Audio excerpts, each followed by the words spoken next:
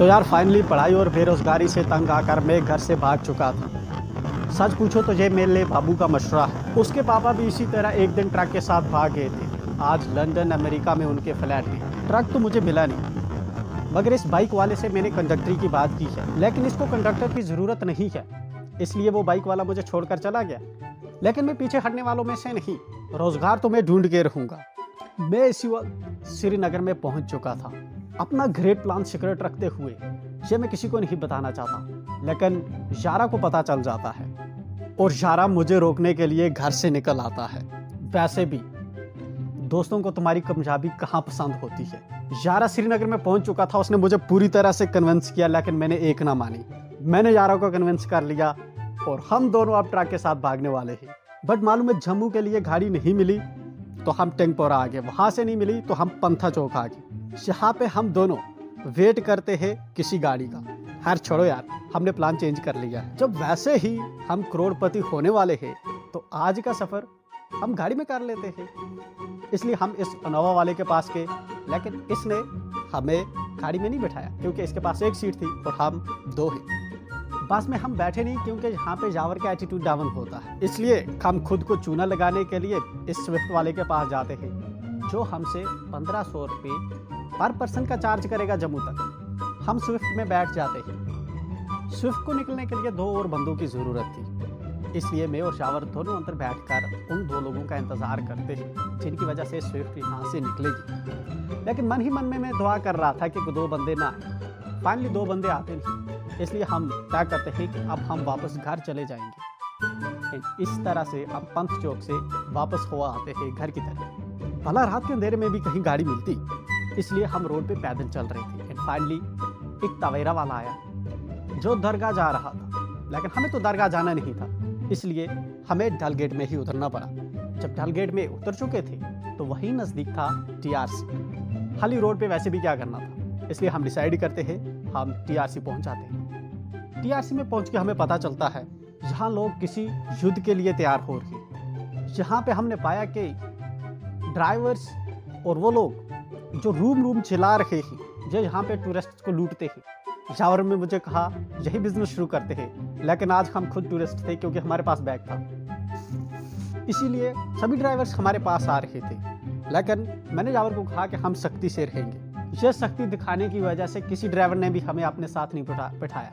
Driver 1300 सवारी का किराया बोल रहे थे, लेकिन हम तो रोज़ 30 रुपये में सफ़र करते हैं, तो हमने 150 के ऊपर जाना नहीं था। इसी कश्मकश में एक जेन्युइन रेट ना मिलने पर हमारे अगले 2-3 घंटे और ज़ाया हो जाते। फाइनली हम बेबस हो चुके थे, इसलिए एक ड्राइवर को कहा जितनी मर्जी चूना लगा ले।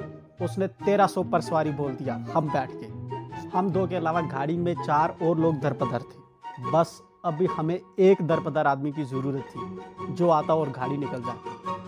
रात के 12:30 हो चुके थे, हम इंतज़ार कर। एंड फाइनली यहाँ से गाड़ी निकलती है देर रात और हम निकल गए थे संसान रोड पे जम्मू की तरफ। सफ़र काफ़ी इंटरेस्टिंग एंड मज़ेदार था, मगर मुझे ड्राइवर पे भरोसा नहीं। बार बार वो चरस पे चरस पिए जा रहा था। इस सब के बीच बची हुई थी शराब, शायद वो भी 1-2 पैक उसने घटा ली। इस सब के चलते होशियारी दिखाते हुए मैंने मूतने के बहाने उतरकर यावर को समझा दिया अगर ये सो गया हम भी सो जाएंगे। प्लान पे अमल करते हुए यावर देर में उसको प्रिक करता रहा, ये चेक करने के लिए कि ये जिंदा है कि नहीं। हमने म्यूज़िक का वॉल्यूम भी बढ़ा दिया था, तो सोना नहीं चाहिए। तो इस तरह से ड्राइवर किसी गार में से निकालते हुए हमें एक 5 स्टार होटल पे ले आए। सुबह का खाना खाते हुए हम यहाँ से निकल चुके थे जम्मू की तरफ। फिर वही रोड, अंधेरा, जामे,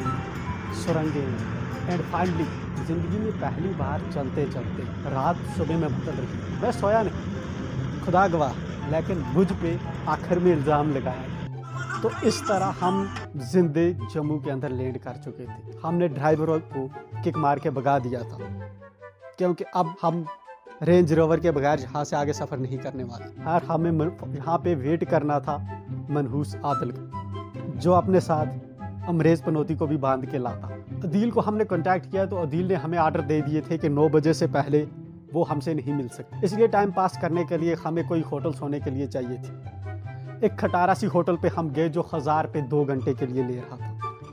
उसकी इस रेट पे मैं उसको इस इथिक्स बताने वाला था, लेकिन जावर ने बात को निपटाकर वापस कर दिया।